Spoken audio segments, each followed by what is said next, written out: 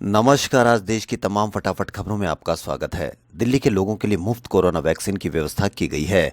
Vaccine सबसे पहले स्वास्थ्य कर्मियों को दी जाएगी। इसके बाद पहले चरण में करीब 51 लाख लोगों को वैक्सीन देने का लक्ष्य रखा गया है। सभी वैक्सीन केंद्रों को अस्पताल के साथ जोड़ा गया है, जिससे कि अगर वैक्सीन देने के बाद कोई दुष्प्रभाव नजर आता है तो मरीज को तत्काल इलाज की सुविधा दी जा सके। कृषि कानून के खिलाफ किसान आंदोलन कर रहे हैं। सरकार और किसानों के बीच 4 जनवरी को सरकार से बातचीत होनी है। बातचीत से पहले किसानों ने यह साफ कर दिया है कि वे नए कानून निरस्त होने से कम किसी बात पर राजी नहीं है। संयुक्त किसान मोर्चा के नेताओं ने शनिवार को यह कहा कि 4 जनवरी को सरकार से बातचीत होनी है। 5 जनवरी को सुप्रीम कोर्ट में सुनवाई होनी है। अगर बात नहीं बनी तो ट्रैक्टर मार्च निकाला जाएगा। बीसीसीआई अध्यक्ष सौरव गांगुली की तबीयत अचानक बिगड़ गई है। रिपोर्ट के अनुसार सौरव गांगुली जिम में वर्कआउट कर रहे थे। ये जिम सौरव गांगुली के घर में ही है। वर्कआउट करने के दौरान गांगुली को सीने में दर्द हुआ। इसके बाद परिजनों ने उन्हें तुरंत कोलकाता के वुडलैंड्स अस्पताल में एडमिट करवाया। 48 वर्षीय सौरव गांगुली की एंजियोप्लास्टी की गई। वुडलैंड्स अस्पताल ने बयान जारी करते हुए खुशखबरी दी कि सौरव गांगुली की हालत अब स्थिर है। केंद्रीय स्वास्थ्य मंत्री डॉक्टर हर्षवर्धन ने कहा कि पहले फेज में कोरोना की वैक्सीन पूरे देश में मुफ्त लगाई जाएगी। शनिवार को केंद्रीय मंत्री से जब पूछा गया कि क्या लोगों को कोरोना की वैक्सीन के लिए पैसे चुकाने पड़ेंगे या मुफ्त होगा, इसके जवाब में उन्होंने कहा कि दिल्ली ही नहीं पूरे देश में पहले फेज में कोरोना की वैक्सीन फ्री मिलेगी। इस फेज में 3 करोड़ लोगों को टीका लगाया जाएगा। यूके कोविड स्ट्रेन के बाद निलंबित की गई ब्रिटेन से हवाई सेवा को 8 जनवरी से फिर से शुरू करने के निर्देश भारत सरकार ने दिए हैं।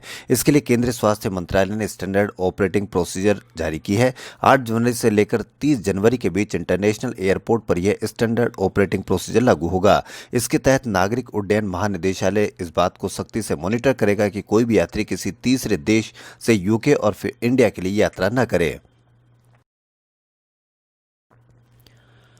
प्रधानमंत्री नरेंद्र मोदी ने शनिवार को ओडिशा के संबलपुर स्थित भारतीय प्रबंधन संस्थान के स्थायी परिसर की आधारशिला रखी। इस अवसर पर प्रधानमंत्री ने कहा कि संबलपुर के परिसर के शिलान्यास के साथ ही ओडिशा के युवा सामर्थ्य को मजबूती देने वाली एक नवीन शिला भी रखी गई है। उन्होंने उम्मीद जताई कि यह ओडिशा के प्रबंधन की दुनिया में नई पहचान दिलाएगा और कहा कि देश के नए क्षेत्रों में नए अनुभव लेकर निकल रहे प्रबंध मामलों के विशेषज्ञ भारत को नई ऊंचाई पर ले जाने की बड़ी भूमिका निभाएंगे।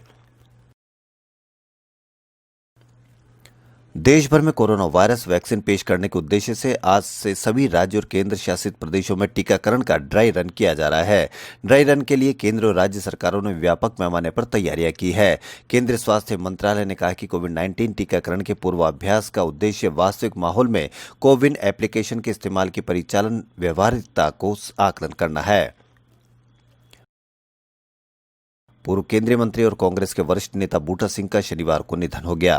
वे 86 साल के थे। बूटा सिंह के निधन पर प्रधानमंत्री नरेंद्र मोदी, लोकसभा अध्यक्ष ओम बिरला, कांग्रेस के पूर्व अध्यक्ष राहुल गांधी समेत अन्य नेताओं ने शोक जताया है।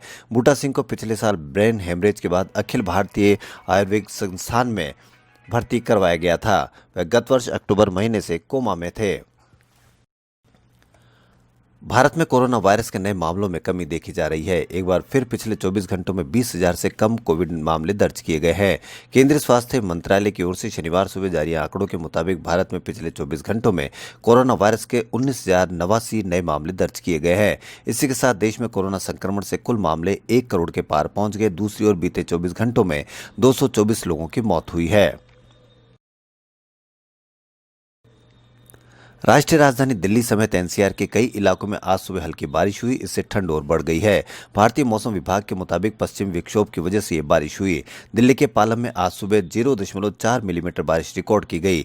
दिल्ली के सफदरगंज में आज सुबह 8:30 बजे 60 डिग्री सेल्सियस तापमान रिकॉर्ड किया गया। अगर 24 घंटे में इसे 5.9 डिग्री की बढ़ोतरी का अनुमान जताया गया है।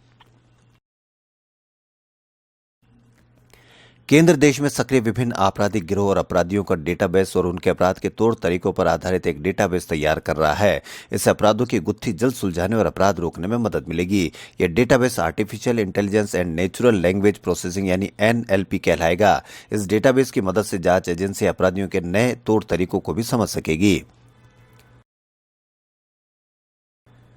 केंद्र सरकार अपने पूर्व कर्मियों पर खासी मेहरबान है। अधिकांश केंद्रीय मंत्रालय और विभाग अब स्थायी नौकरी का विज्ञापन देने से बच रहे हैं। सलाहकार के नाम से रिटायर्ड लोगों को नौकरी दी जा रही है। केंद्रीय गृह मंत्रालय ने डिप्टी सेक्रेटरी से लेकर सेक्शन अफसर तक के ऐसे अधिकारी जो 31 दिसंबर 2020 को रिटायर्ड हुए को नव वर्ष के पहले दिन नई जॉब का प्रस्ताव दे दिया है।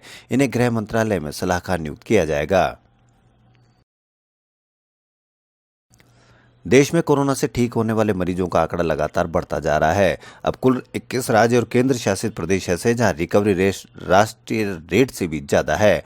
देश में अब तक 99 लाख से ज्यादा मरीज ठीक हो चुके हैं और रिकवरी रेट 96.1 पर पहुंच गया है। वहीं अरुणाचल प्रदेश, आंध्र प्रदेश जैसे 21 राज्य और यूपी में रिकवरी रेट 96.1% से भी ज्यादा है। अरुणाचल में तो 99.1% लोग कोरोना से पूरी तरह से ठीक हो चुके हैं। कड़ाके की सर्दी गलन से जूझ रहे राजस्थान में मौसम बदलाव से लोगों को राहत मिली है। पश्चिमी विक्षोभ से राजस्थान के अधिकांश जिलों में सुबह से बादल छाए रहे। जयपुर, कोटा, अजमेर, टोंक सहित उत्तर पश्चिम के बीकानेर, गंगानगर, जैसलमेर इलाके में बादल छाने के साथ हल्की बूंदाबांदी भी हुई। देश में कोरोना वैक्सीन की तारीख का ऐलान नहीं हुआ, लेकिन वैक्सीन पर राजनीति शुरू हो गई है। इसी दौरान समाजवादी पार्टी के अध्यक्ष अखिलेश यादव ने कहा कि इन्हें बीजेपी की वैक्सीन पर भरोसा नहीं है। यूपी के पूर्व सीएम अखिलेश यादव ने यह भी कहा कि वो तैयार होने वाली वैक्सीन नहीं लगवाएंगे। खबरों फिलहाल इतना ही। यदि आपको हमारा चैनल पसंद आए तो लाइक, सब्सक्राइब और शेयर अवश्य करें। धन्यवाद।